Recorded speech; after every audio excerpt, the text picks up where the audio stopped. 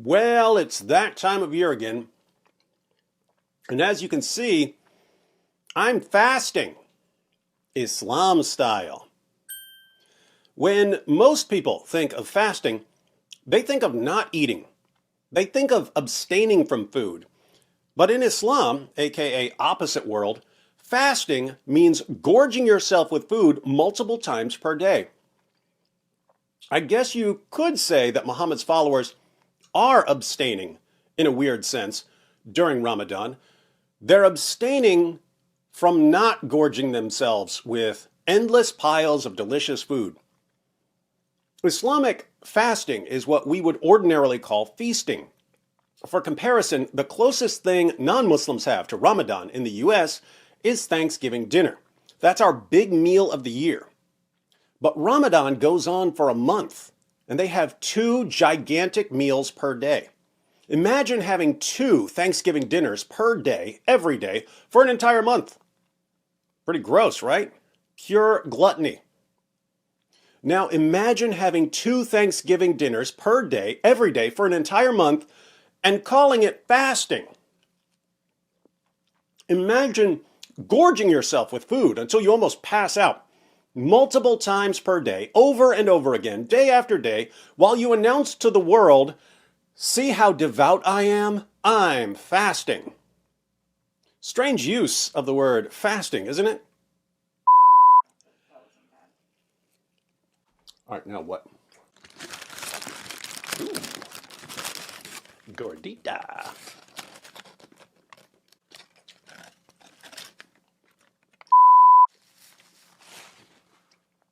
Ramadan fasting is what we might call trans fasting. It's feasting that identifies as fasting. As such, our Muslim friends are to be accorded all the rights and privileges of the LGBTQ community, which means that the rest of us have to agree with them that shoveling giant plates of food into their mouths is, indeed, fasting. Milk.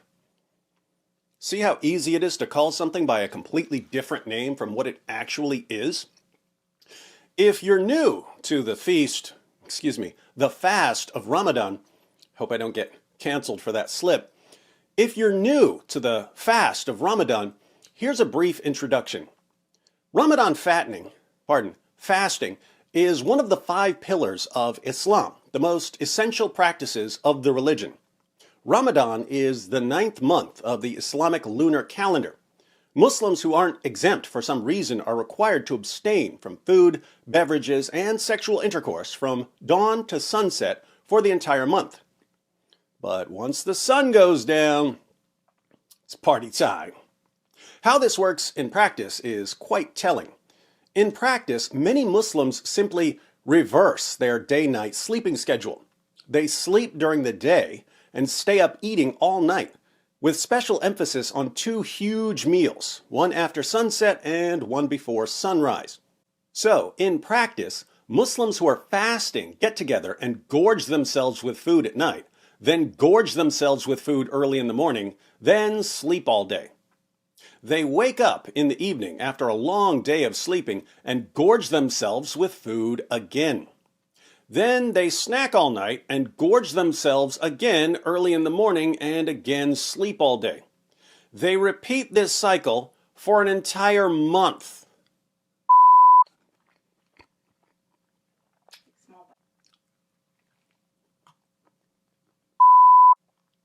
One of the main reasons I think it's utterly ridiculous to call this month-long cycle of binge eating and sleeping fasting is that my ordinary everyday schedule would almost qualify as Islamic fasting, minus the binge eating and the endless terrorist attacks we call the Ramadan Bombathon. As many of you know, I have 5 sons. 2 of them have been on life support their entire lives. They have a rare genetic muscle disease. We can't leave them alone. Some years we have a night nurse, but we don't now. So I stay up with them all night, every night. I sleep during the day. My last meal before I go to sleep is around 5 a.m. So I'm done eating before sunrise. I go to sleep around 7 or 8 in the morning. I wake up around 3 or 4 in the afternoon. My first meal of the day is around 5 or 6 o'clock in the evening. True, that's a little before sundown right now, but it would be very, very easy for me to shift my schedule slightly so that I only eat breakfast after sundown. Now, if I were to shift my schedule slightly, eating my first meal after sundown and eating my last meal before sunrise, can anyone say, with a straight face, that I would be fasting? According to Islam, I'm almost fasting all year long. Should I go around bragging about what a devout religious person I am because of all the fasting I do? Do you have any idea how insane that sounds? Think about it. Lots of people around the world, and lots of people down through history, eat their last meal of the day around 6 or 7 p.m. They eat breakfast around 6 or 7 a.m. Would anyone say that all these people are fasting because they go 12 hours without eating? Of course not. Well, what if they suddenly get night jobs and reverse their schedules? Is it fasting then? According to Islam, yes, it's fasting.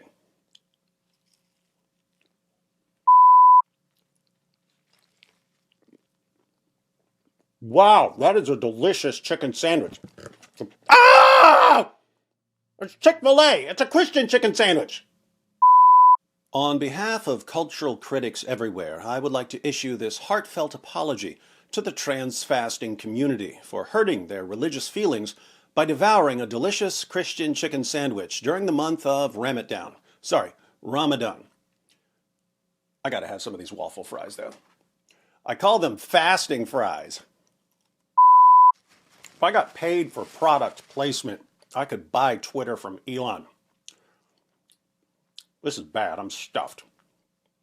How do I keep this up for an entire month? I need to go purge. All right, I'm back and ready for Ramadan round 2. According to scholars, Ramadan is Arabic for eating disorder.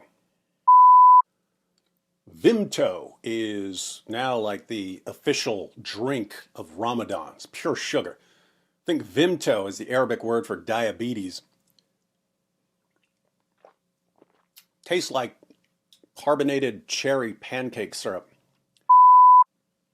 You may be wondering, David, why do you care about this trans fasting? If people who are gorging themselves with food want to identify as fasting, who are you to judge? Well, there are two main reasons I'm talking about this. One, Ramadan is destroying Muslims physically. And two, Ramadan is destroying Muslims spiritually. First, the physical. We don't need a prophet to tell us that filling your belly with horribly unhealthy food multiple times per day for an entire month every year is bad for you. There's a sharp rise in hospital visits during Ramadan, many of them due to digestive problems. There's a surge in uncontrolled diabetes cases because of Ramadan. Thanks to Ramadan, obesity is on the rise in Muslim countries. Gulf countries are now among the fattest countries in the world. But as long as they don't eat pork, it's all halal, am I right? Food retailers have to start stocking up at least a month before Ramadan in order to keep up with the increase in food sales. Food bills increase by 50 to 100% during the month of fasting. And depending on the area, food bills can increase much more. Medical journals still find this confusing. They say things like, surprisingly, weight gain and not weight loss was reported after Ramadan by Saudis, which indicates timely needed lifestyle and dietary modification programs for a population which reports one of the highest prevalence rates of diabetes. Yes, shocker, a month of binge eating every year leads to health problems.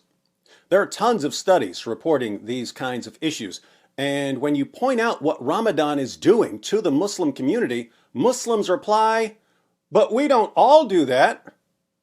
Okay, there may be exceptions, but the statistics show this is a massive problem everywhere Islam goes. But it gets worse. Keep in mind that not everyone who's trans fasting can sleep all day. Some people have to go to work during the day after partying all night, but then they can't even have a sip of water while they're working, leading to a range of medical emergencies, heat stress, traffic accidents, and so on. But as long as they don't drink a beer, it's all halal, am I right? Productivity drops between 35 and 50% during Ramadan. Imagine being less productive while giving yourself diabetes and going into debt to pay for all the food you're shoving down your gullet. What a religion. Islam? More like morbidly obese-lam. So, Ramadan causes lots of health problems for trans-fasting Muslims, but that's just the physical. There's also the spiritual. Muslims claim that they follow Jesus. They say, we follow Jesus more than you Christians.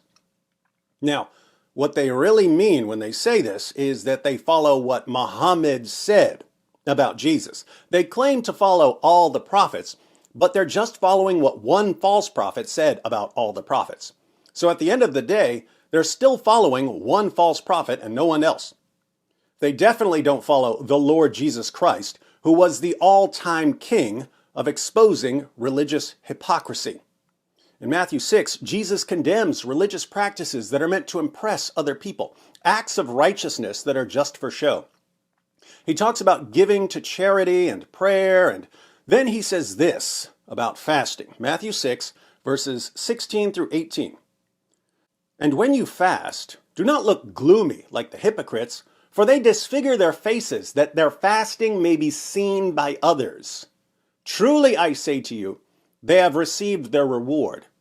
But when you fast, anoint your head and wash your face, that your fasting may not be seen by others, but by your Father who is in secret.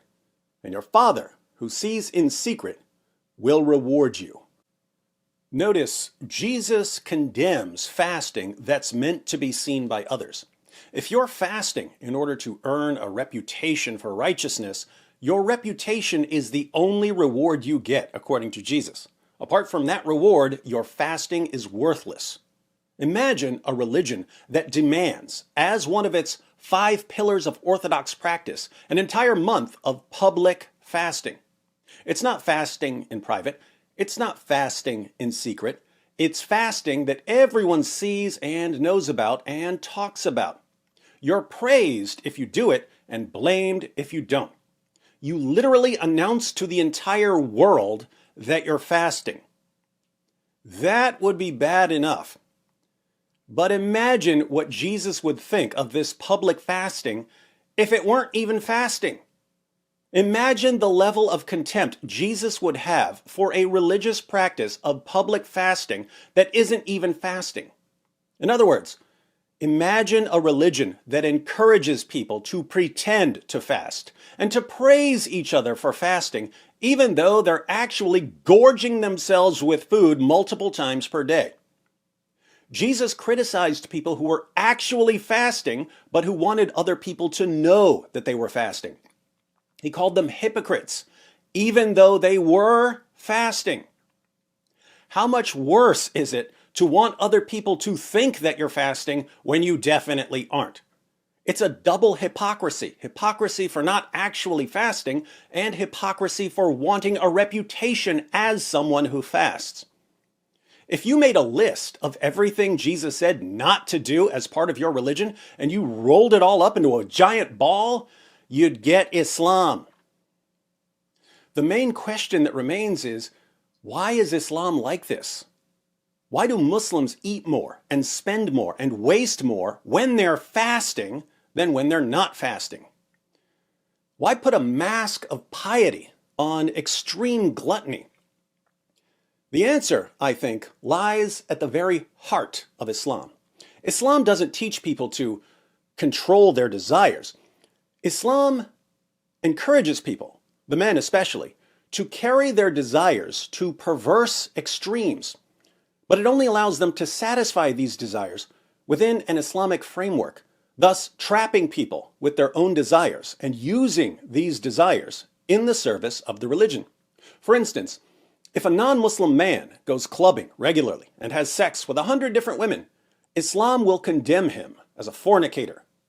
But if this same man converts to Islam and joins the jihad movement, he can marry 4 women and take home sex slaves after every battle and be perfectly righteous before Allah, even if he has sex with 100 different women. Notice, same desire in both cases, sex with lots of women. But one is acceptable and the other is unacceptable, based on whether it's advantageous to Islam. Likewise, if a psychopath goes on a killing spree, he's surely going to hell, according to Islam. Unless, of course, he goes on a killing spree as a terrorist attack for the sake of Allah as part of the Ramadan bombathon, in which case his violent massacre will earn him a one-way ticket to paradise, where he'll spend eternity deflowering virgins. The psychopath wants to kill either way, but Islam provides the framework for pleasing Allah while satisfying the desire. According to Muslim sources, the tribes of Mecca were violent, lascivious, and gluttonous. Muhammad didn't change their behavior when he forced them to convert to Islam. He made their desires even more extreme and presented them with only one way to satisfy them: the Islamic way.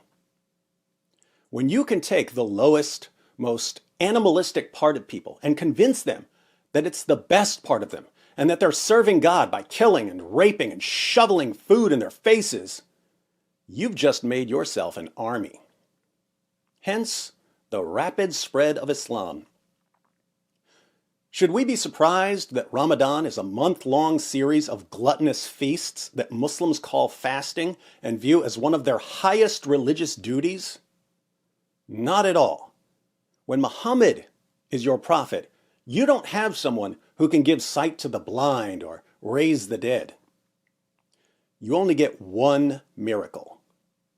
What's the one miracle in Islam? It's this: Islam takes behavior that's normally regarded as selfish and harmful and miraculously transforms it into the will of God.